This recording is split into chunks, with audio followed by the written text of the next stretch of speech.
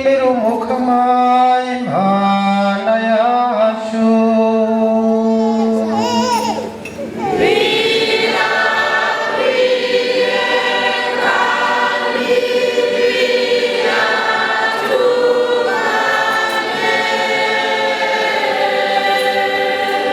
Niko birakwiye kandi biratunganye ko twokuninahaza tukengurukira iminsi yose na hose wewe mukama muvyeyi mweranda Mana yama mushobora vyose kubwa Yesu Kristu mukama wacu.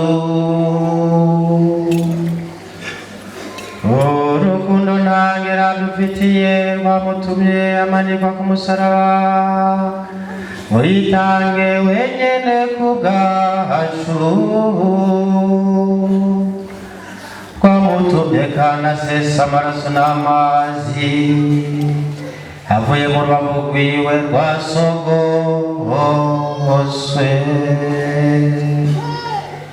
ngo rupe mu mabanga y'Ekleziya, maze wa musha wasogoswe n'umukiza wiyegereza abantu bose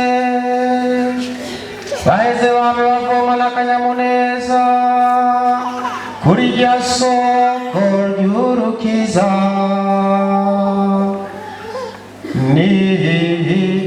Nico gituma twiheze kwa marayika no kubera ndaboze uko bangana kugira ngo tukundinaze kandi twame tuvuga tuti